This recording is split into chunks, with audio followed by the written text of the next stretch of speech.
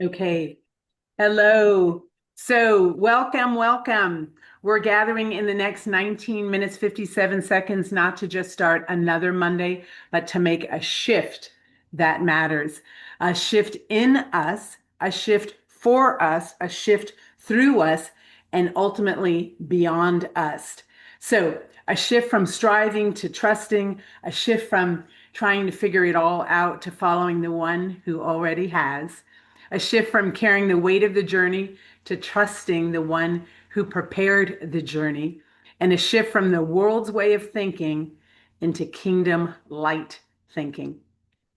We're not just people who carry light, we are carriers of the light. All right. So last time we got together a couple of weeks ago, we talked about dim lights and how people, circumstances, disappointments, and things can cause us to turn the dimmer switch down.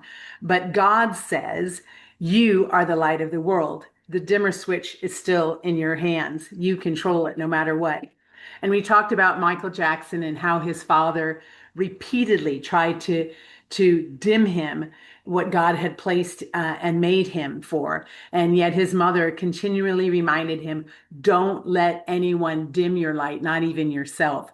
And Michael stayed connected to his God-given design. I talked to you about the pool scene where he says, if I don't listen, Jehovah's going to give it to Prince. And how funny that was.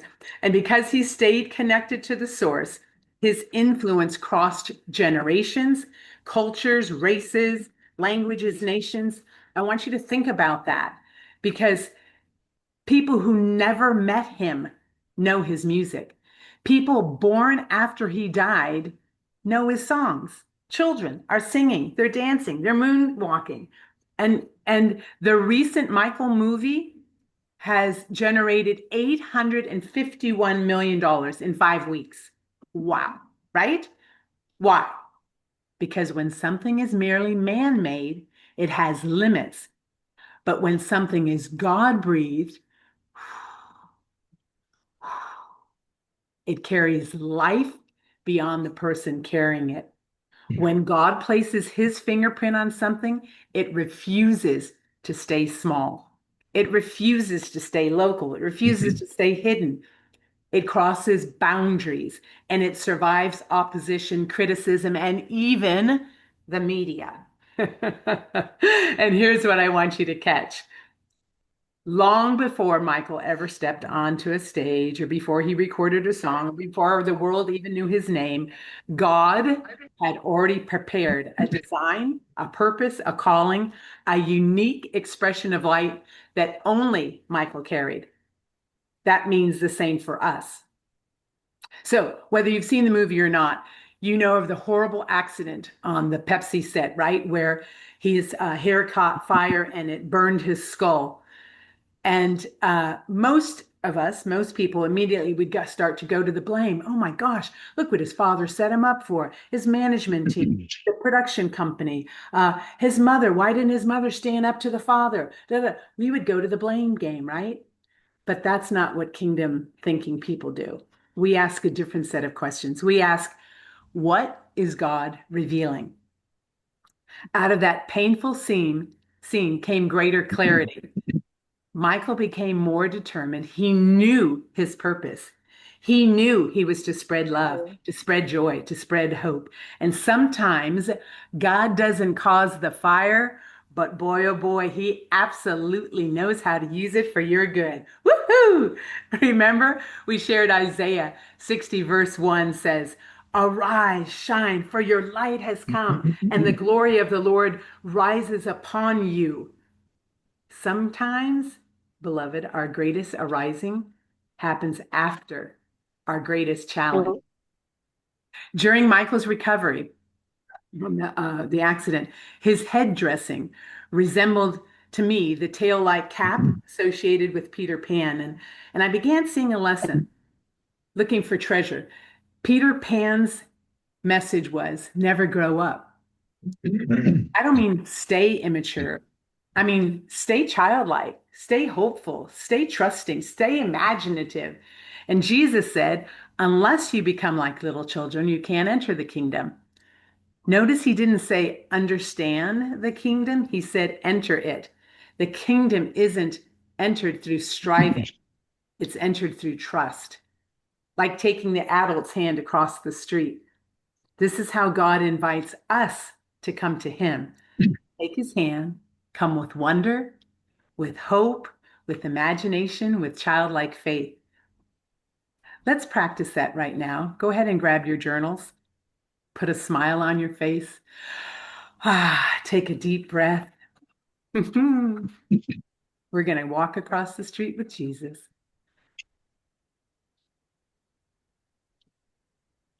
Imagine yourself, you're climbing into Papa's lap, or if you want to go for a stroll, you're taking his hand. Use your imagination. And I challenge you, the more clearly you see in your imagination, the more intimate you'll be with the one who created you. Start to look for things because you're safe here. You're loved here. You're accepted here. There's no performing. There's no proving. You're not comparing. You're just being his child. Maybe you're resting your head on his shoulder and maybe you're looking into his eyes. Maybe you're simply sitting quietly beside him or letting him take you on a walk and ask him, ready? Papa, Jesus, Source, what gift have you already prepared for me that I haven't noticed yet? What gift have you already prepared for me that I haven't noticed yet? Go ahead and take a little bit to journal.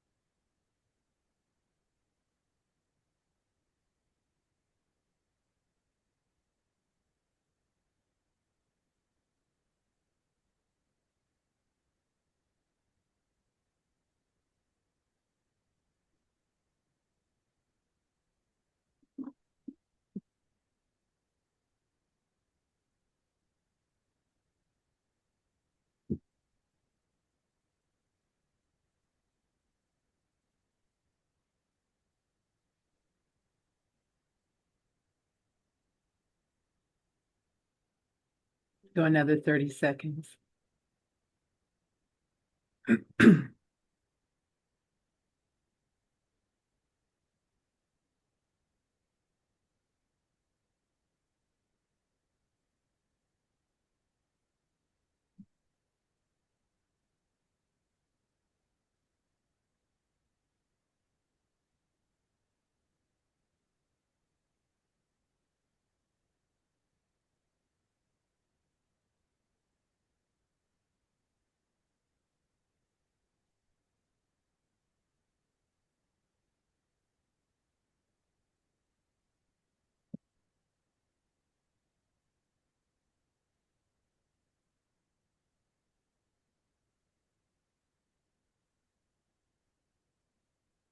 So I want to tell you a little story as we come back.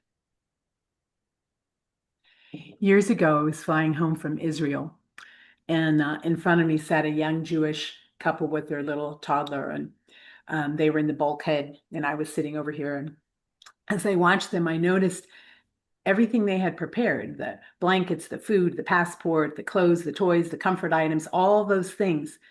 the father had prepared. He had everything in order in the compartment above and in the, the knapsack and whatever. And God spoke to my heart and he said, that little girl isn't worried. She's not anxious. She's not wondering if her parents forgot something.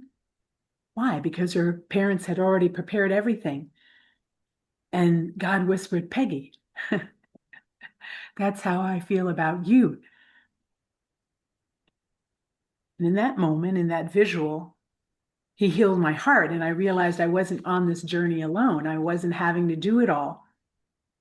And uh, everything I need for the journey has already been prepared. Everything, every idea, every concept, my courage, determination, all those things are already prepared. He's got it all. The greatest thing in your overhead compartment may be the God-designed purpose already placed inside of you. There was another quiet time when God spoke something so personal. Again, I do tend to have a childlike spirit. If those of you who know me, I'm kind of like, whatever. I have a serious side, but I'm also a kid. Remember on Thursday, we went like Michael Jackson to just release some stuff off of us. So I like to have fun and play. So I'm in my quiet time, and God says, stop playing, connect the dots. You know how we do that? We try to figure everything out and we try to solve every mystery and we start drawing conclusions from random lines because we want to control or understand the answer, trying to control every outcome so we know where it's leading. One connects to two, connects to three, and God said, instead of playing connect the dots, I want you to play follow the leader.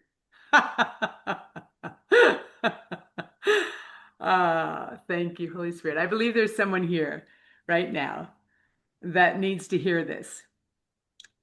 Stop drawing conclusions like, well, I went there and then they weren't there, so that must mean, and then therefore that, and you're trying to connect dots.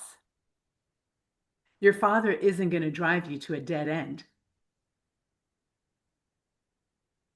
Most likely, you were driving into a dead end on your own conclusions of connecting dots, but he's not going to drive you to a dead end.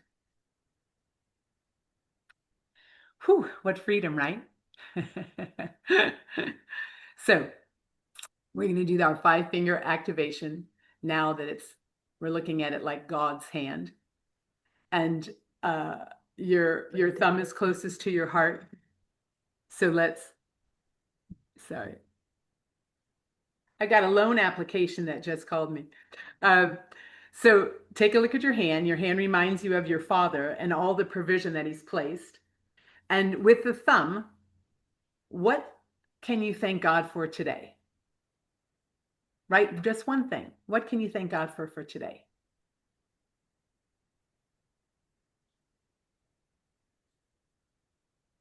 Index finger. You can write it or you can just feel it in your heart, whatever you want. Where is God pointing you? What direction? Where is he pointing? Your middle finger. That's the one that is the tallest, right? What area is God reaching and asking you to trust him and get beyond your comfort zone? Maybe it's to give your testimony on tonight's call with Diane. Now, what can you do? What can God do? That'll stretch you. Next one is commitment. What one act of obedience are you willing to commit to this week? Drink water, more water. Do a particular exercise routine every day instead of when you feel like it. Make the hard call first to get it over with. Pinky. Who needs a spark where you can start a light? Remember, we're messengers of light. We're fire starters. Where can you send a text that'll light a fire, or a prayer, or a conversation, or an invitation? Write their name down. Now, hold up your hand and let's declare, Father, thank you that everything I need for this journey has already been prepared. I choose gratitude. I choose direction. I choose faith. I choose commitment. And I choose to share your light. This week, I'm not going to live like an orphan. I'll live like a child of God. My Father has already gone before me. I'm a messenger of light, and I'll shine brightly. Amen. So be it. I want, as we close this week, I want to challenge us to be treasure hunters. Look for evidence that your Father has already gone ahead of you. Look for what He's stored in your overhead compartment. Look for the provision. Look for opportunities. Look for relationships. Look for wisdom. Look for courage. Look for purpose. Again, it took Michael getting to that place that everyone would have said, "Oh my gosh, what a horrible thing." And again, kingdom people go, "Oh, what's God revealing?" He realized, "Oh my gosh, this is my purpose. Now I know what I'm supposed to do. I'm supposed to share light, love, and peace and joy." That moved him, shifted him. And look for the gifts He's already placed inside of you. Instead of outward, let's go inward a little bit more. And while you're looking, you may begin to notice something else. Places where God has been quietly healing, quietly restoring, because He's not only preparing what's ahead of you, He may already be redeeming what's behind you. We're going to talk about that next week, because He's not only a provider, He's also a redeemer. Messengers of light. That's you. You're called. It's part of your purpose. Stop playing connect the dots. Start playing follow the leader. Turn your dimmer switch up, brighter than it was last week. Walk in childlike faith. Expect divine surprises. Trust your Father. Your gift is already in the overhead compartment. I wish I could have worn an outfit like a stewardess, but I didn't have the little scarf they usually wear. Everything you need has already been prepared. Go shine brighter than ever. It's God's gift to you and your gift to the world. I love you. Buckle up. It's going to be a fun ride this week. Stop the recording.